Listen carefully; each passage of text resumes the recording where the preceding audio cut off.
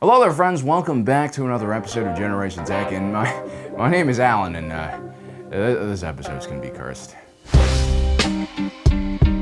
So today we're gonna take a look at famous Star Wars characters, and we're gonna pair them together and see what their babies look like. Star Wars Legends already did that, but then Disney had to buy Star Wars. George Lucas called them white slavers and Leia and Luke already had babies. Okay, Leia the beautiful Jedi and Luke babies. did not have kids together, alright? I mean, Legends, they both did have kids, but just like separately. Han Solo and Leia had the trickster gods Jaina and Jacen Solo, and of course little Anakin, who they didn't really take care of very well.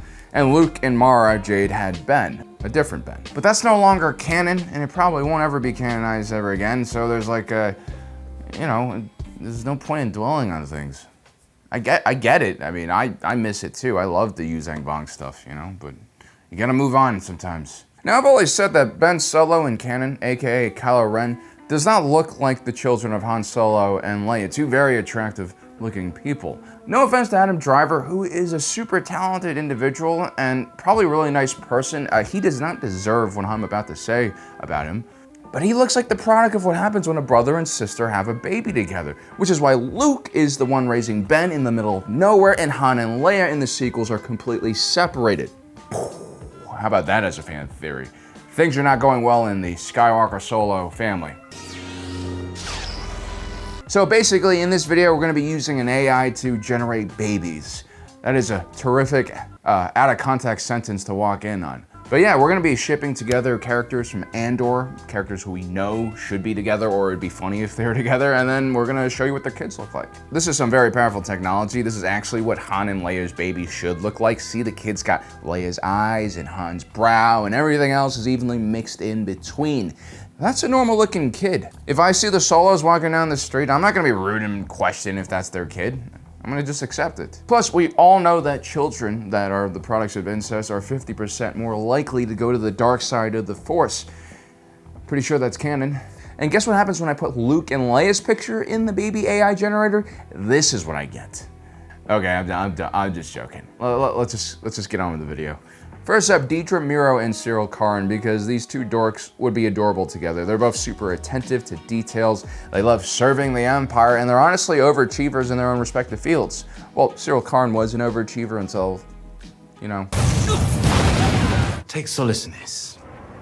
Deedra, Miro, and Syril and Carn would meet in 5BBY, and they would fall in love trying to pursue that murderer, Cassian and Bix. They would bond over their deep love of statistical analysis, and they would make love on a table with spreadsheets all across it. Here's what their baby would look like. Adorable, almost Joffrey-esque. I named the Theon Karn. He'll be just around the right age to sign up for the First Order's Youth Stormtrooper program. Future officer material right here. Might even get to blow up Hosnian Prime if he plays his cards right. Now, let's say in an alternative reality where Syril and Carn doesn't muck things up that badly. What if Edie Karn, being that lovely, caring, and demeaning mother she is, goes all the way in helping secure Syril that higher level job he's always wanted in the corpo sector by making a little bit of boom boom with Chief Hein?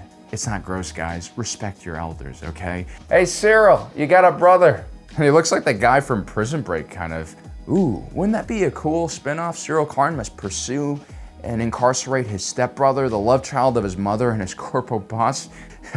I'm sorry. I'm sorry if you guys actually have important things to do and you're watching this right now. I'm sorry. Next up, let's do Luthen and Kleya Markey. I know he's old enough to be her father, but that's not how love nor biology works. I mean, the guy could be 90 years old and he'll still be able to shoot midichlorians all over the place like a degenerate. Plus, workplace relationships are common and very stupid, especially if you're the only two working in that place and you're both like spies. This is how their kid would look like anyway. Not cute at all. Cor Rael over here is already looking like he's running a massive underground spy ring and leading unsuspecting operatives into life or death situations. Probably should cast him in a Tony Gilroy film, spy thriller. Which leads us to the reality that two serious faces only makes a more serious face. Next up, Linus Mosk. Yes, my favorite Sergeant Tactical Blueberry, one of the best characters to come out of Andor so far in my opinion. He's a hero, the thin blue line protecting the citizens of the Corpo State from the rebellious scum and murderers. He's not wearing that armor to protect himself from outside forces. He's wearing that armor to protect everyone around him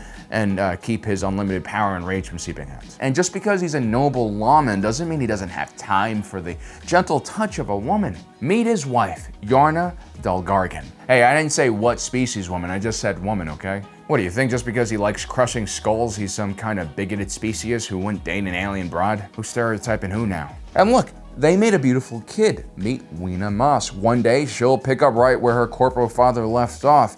In the biz, they have a name for kids built like this, door breacher. All in all, she seems like a really solid human being. That's the kind of girl you want watching your back. Next up, we have Val Sartha and Sinta Kaz. Because there's clearly something going on between these two, and trust me, if they got Palpatine transferring his soul into clone bodies, I'm sure women in Star Wars will finally figure out how to remove us completely from the equation. And Val and Sinta deserve a quiet life after living like badass, scary rebels for so long.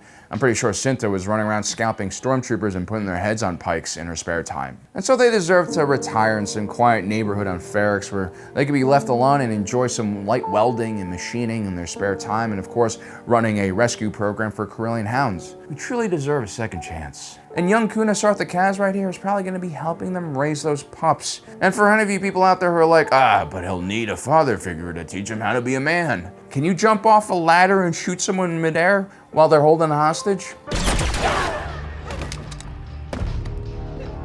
Didn't think so. Kara's Nemik might be gone, but his manifesto will enlighten generations of rebels. Although, it would be hilarious if Andor loses it. I don't want it. Anyway, Nemik was a good man. He truly had a good soul, and he captured our hearts for the few episodes we got to see him, until he literally was crushed to death by a huge cart of money. It would have been really funny if, like, Nemik was a Marxist. I mean, it would have been the ultimate poetic martyr's death to be crushed literally by capital. Nemik did deserve a girl, though. And I would actually pair him with Emphys Nest. They're both around the same age. One's a scholar and soldier, the other's literally Robin Hood. They'll both die early and painful deaths, but that's what happens when you're a bit too passionate and not rational enough. But wouldn't it be something if these two very remarkable individuals actually left something behind more than a few words? Meet Cato Nemik. Look at the fire. Look at the intellect in his eyes. He's gonna be dangerous when he grows up, the best of both his father and mother. But the real question is, will he finally bring redemption to the ginger race? Tim with 2 M's died a hero. I mean, not really, he died simple. Simple Tim. But what if he had survived and for some odd reason Bix Callian forgives him for, ratting on Andor to the Corpos because she realized that he was just concerned. A concerned boyfriend that thought Andor was kind of a sketchy dude. I mean, he kind of is right. I mean, if you cared for a girl, would you want her hanging out with a murderer? So we're gonna resuscitate Tim here from the dead, and we're gonna try to see what he and Bix's kids would look like. Heck, this actually might have even happened. Tim clearly is not concerned about safety. The boy's got Tim's earnest-looking expression. We'll call him Nub Carlo. He'll become a salvager, I'm sure of that face, and he'll probably end up dying in a terrible workplace accident. It ain't easy being a guy on Ferrix, ladies. And the girl version of their kid has Tim's chubby face. That's Bella Carlo, and she'll be inheriting the business from Bix, probably. By the way, guys, we do use different AI programs depending on the different type of faces and pictures we have available. I mean, we personally curate these things so you guys don't have nightmares after looking at the Frankensteinian, horrifying pictures that are created by these degenerate AI bots, which clearly do not have souls. Death to the machines. You're welcome. What if Bix and Cassian got together? Because, come on, there's some chemistry going on here, right? I mean, Tim didn't report Cassian because he's an idiot after all. He's just simple. He knew something was going on. And here's what their kid would look like. Meet Xena Andor, a kind child raised by a single mother. Because we all saw Andor in Rogue One. He's got absent father and no child support written all over him. But Bix is a strong woman and clearly she'll be able to handle it. And to save her precious Xena from feeling unloved, she'll tell her that her father is a hero and he really loved her a lot and he's totally not a murderer and he's fighting for all of their freedom. Lies, even half lies like this will lead to a childhood rebellion. I'm calling it right now. Now, lastly, before the AI completely takes over the rest of my kitchen appliances, let's check if Mon Mothma and that douchey Camino-wearing husband of his, Perrin Firtha, actually had a real kid, because I suspect there's no love in that relationship, and there never was. And honestly, I really don't like the kid. She's a complete little snot. You're only doing it to show off. What? Just go. What would I be showing off? You're involved somehow. Well, that's just... Nobody cares. You can relax. That's just so hurtful. Freaking kids these days, they got no respect for their mothers. She has no idea how good she has it. I mean, she has the upper class life on Coruscant. She can literally live on the surface where 99% of people are living below. I mean, look at how poor Syril Karn lives, and he's considered middle class.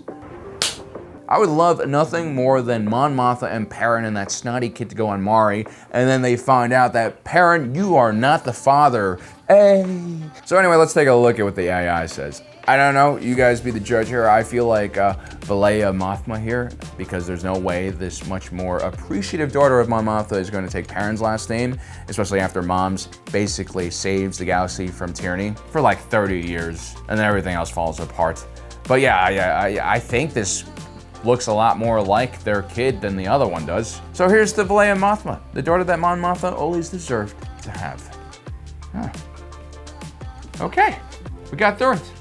Don't forget to subscribe and hit that notification button down below so you don't miss out on the rest of our awesome content. We bring you a unique perspective of Star Wars that you didn't know you wanted to have, but we're gonna force you to take a look at it anyway. My name's Alan, reminding you that my allegiance to the Republic, to democracy.